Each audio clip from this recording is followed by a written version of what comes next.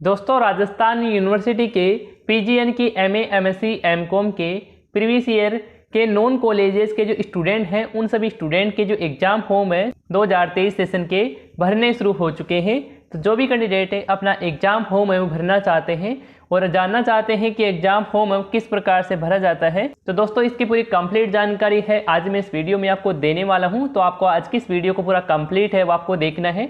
तो चलते हैं वीडियो शुरू करते हैं और आपको पूरी कंप्लीट जानकारी आपको देते हैं। तो दोस्तों, आपको अपना एग्ज़ाम फॉर्म भरना है तो सबसे पहले आपको राजस्थान यूनिवर्सिटी के एग्जामिनेशन पोर्टल पर आपको विजिट करना है। इसका जो डायरेक्ट लिंक है हमारे इसी वीडियो के नीचे डिस्क्रिप्शन पार्ट में आपको मिल जाएगा। वहां पर आप क्लिक करके इस साइट पर आप विजिट है वो हो सकते हैं। जैसे आप साइट पर विजिट करेंगे तो इस प्रकार से आपके सामने कई एप्लीकेशन है वो दिखाई देंगे। तो इन सभी एप्लीकेशन में से आपको जो पहला एप्लीकेशन दिखाई दे रहा है फील्ड एग्जामिनेशन का, आपको इसी पर आपको क्लिक करना है। तो दोस्तों, क्लिक करने के बाद में इस प्रकार से आपके सामने पेज है ओपन हो जाएगा।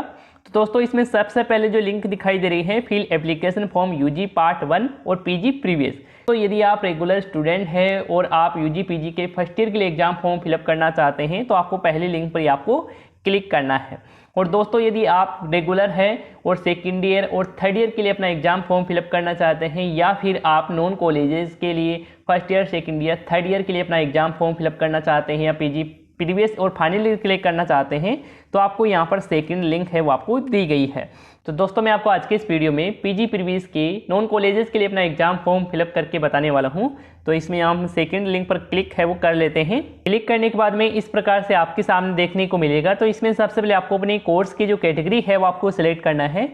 तो जैसे आप सिलेक्ट पर क्लिक करेंगे तो यहाँ पर आपके सामने रेगुलर की कैटेगरी है, एक्स की कैटेगरी है और नॉन कॉलेजेस की कैटेगरी है। तो अपने अकॉर्डिंग अपने कोर्स की कैटेगरी है वो यहाँ पर आप सिलेक्ट है वो कर लेंगे। जैसे कि मैं यहाँ पर रेगुलर ही सिलेक्ट है वो कर लेता हूँ। इसके बाद में यहाँ पर आपको यूजी पीजी की जो कैटेगरी है वो आपको सिलेक्ट करना है। यदि आप बीए, बीएससी, बीकॉम के लिए कर रहे हैं तो आप यूजी सिलेक्ट करेंगे और यदि आप एमए, एमएससी, एमकॉम के लिए कर रहे हैं तो आप पीजी है वो आप सिलेक्ट कर लेंगे। तो जैसे कि मैं इस वीडियो में पीजी के लिए एग्जाम फॉर्म फिलअप करके आपको बताने वाला हूं तो हम पीजी सेलेक्ट करेंगे। इसके बाद में यहाँ पर आपको फ्लेक्टिव टाइप आप सेलेक्ट करेंगे। तो फ्लेक्टिव टाइप में यहाँ पर आपको एमए, एमएससी, एमकॉम के तीनों के प्रीवियस ईयर और फाइनल ईयर के लिए यहाँ पर आपके सामने देखने को मिल जाता है। तो यहाँ से हम पीजी प्रीवियस ईयर है वो सिलेक्ट कर लेते हैं। इसके बाद में यहाँ पर आपको अपनी क्लास है वो सिलेक्ट करना है। तो क्लास में दोस्तों देख सकते हैं कि पीजी में आपकी जो सब्जेक्ट है वो यहाँ पर आप अपने अकॉर्डिंग सिलेक्ट कर लेंगे। जिस भी सब्जेक्ट से आप पीजी कर रहे हैं, जिस भी सब्जेक्ट से आप पीजी के लिए अपना आवेदन किए हैं, एडमिशन लिए हैं, वो यहाँ पर आप अपने अकॉर्डिंग सिलेक्ट है वो कर लेंगे। तो जैसे कि मैं यहाँ पर एक सब्जेक्ट है वो सिलेक्ट कर लेता हूँ। इसके बाद में यहाँ पर आपको बैंक मेथड है वो सिलेक्ट करना है। तो इसमें आपको ऐसे ऑनलाइन पेमेंट का ही देखने को मिल रहा है, यही आप सिलेक्ट कर लेंगे। इसके बाद में आपको न्यू स्टूडेंट एग्जाम 2023 पर आपको क्लिक कर देना है। क्लिक करते ही इस प्रकार से आपके सामने देखने को मिल जाता है।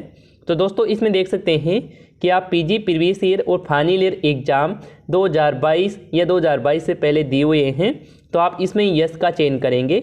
यदि आपने अपना एग्ज़ाम नहीं दिया है और आप न्यू स्टूडेंट हैं तो आप इसमें नो का चयन कर सकते हैं। अब बात कर लेते हैं कि यदि आप यस का चयन करते हैं तो इसमें आपको क्या क्या ऑप्शन देखने को मिलेंगे।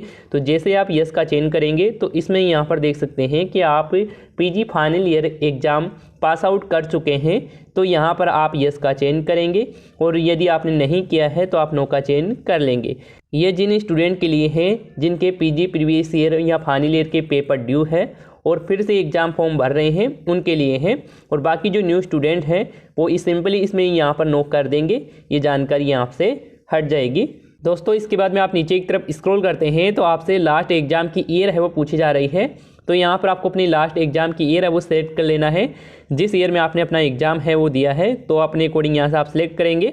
इसके बाद में आपको अपने लास्ट एग्ज़ाम के एग्जामिनेशन के रोल नंबर है वो यहाँ पर आपको फिल कर देना है। इसके बाद में आपको प्रोसीड बटन पर आपको क्लिक कर देना है।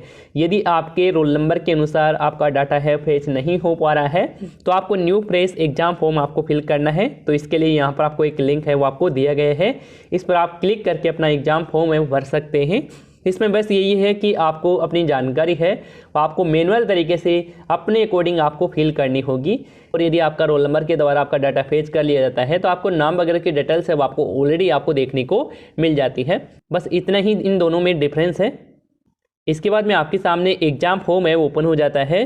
तो इस एग्जामिनेशन फॉर्म में आपसे जो भी जानकारी मांगी जाए आपको अच्छे से ध्यान से आपको देखकर फिल करना है।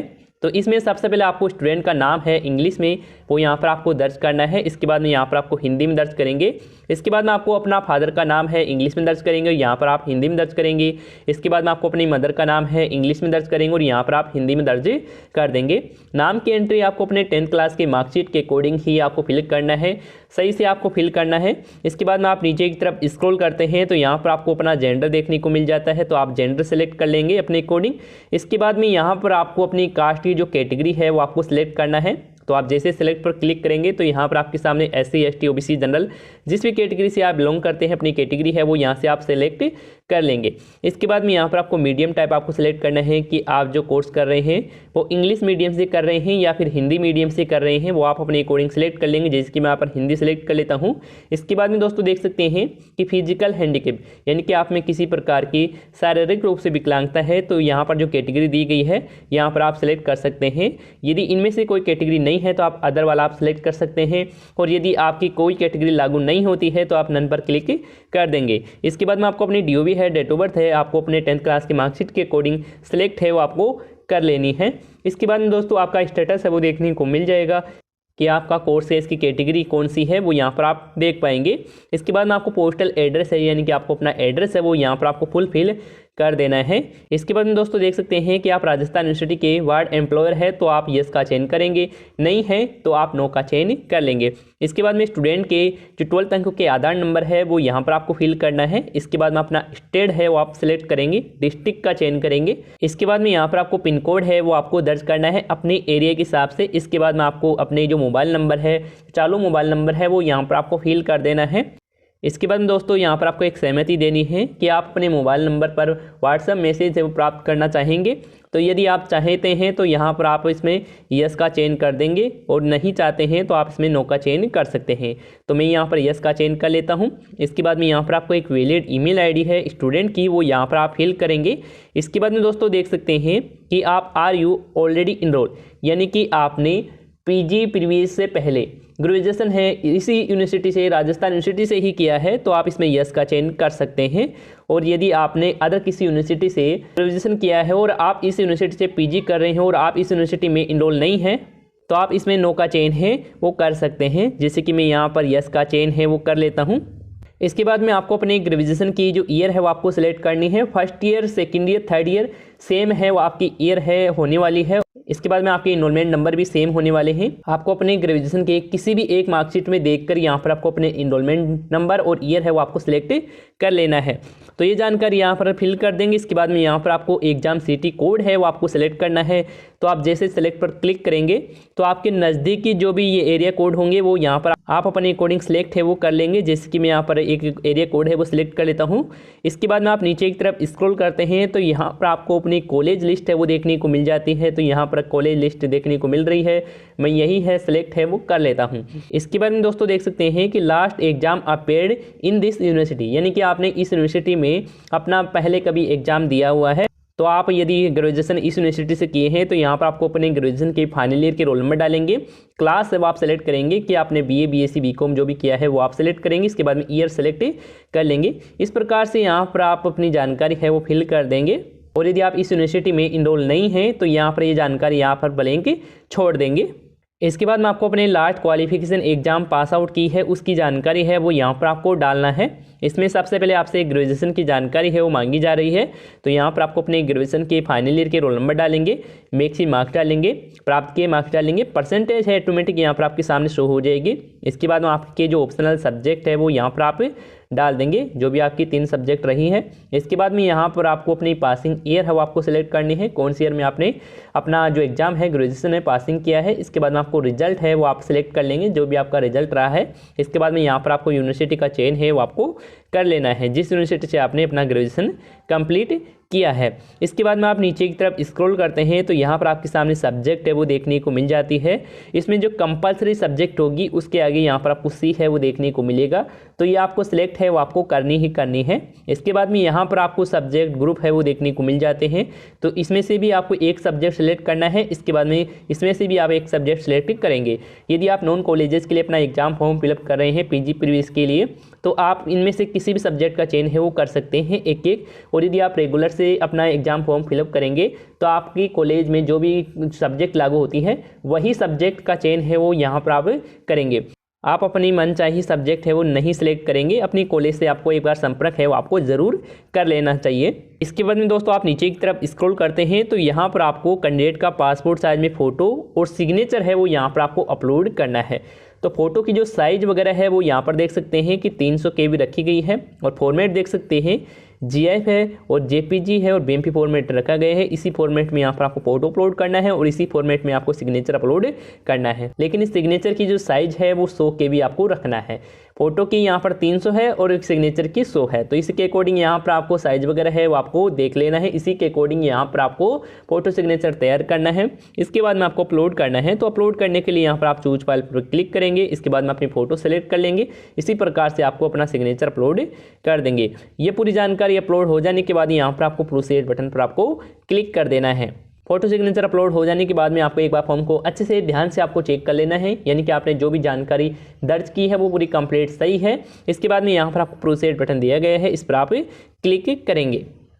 इसके बाद में दोस्तों आपके सामने पेमेंट इनवॉइस वो देखने को मिल जाती है। तो इस पेमेंट इनवॉइस में यहाँ पर आपको एक फॉर्म नंबर रेफरेंस नंबर है वो आपको दिखाई दे रहा है। इसको आपको नोट है वो आपको कर लेना है, क्योंकि आप जब पेमेंट करते हैं और पेमेंट करते समय आपका पेमेंट फेल्ड हो जाता है या अटक जाता है, इसका जो आप स्टेटस है पेमेंट का वो आप इसके माध्यम से देख पाएंगे। इसके साथ ही यहाँ पर फीस की जानकारी है वो देखने को मिल जाती है। कितने की आपकी एग्जाम फॉर्म की फ़ीस होने वाली है वो यहाँ पर आप टोटल में देख सकते हैं। और आपने जो भी फॉर्म में जानकारी दर्ज की है वो यहाँ पर आपके सामने एक साथ देखने को मिल जाती है। यहाँ से भी अपनी जानकारी है पूरी कंप्लीट चेक कर लेंगे।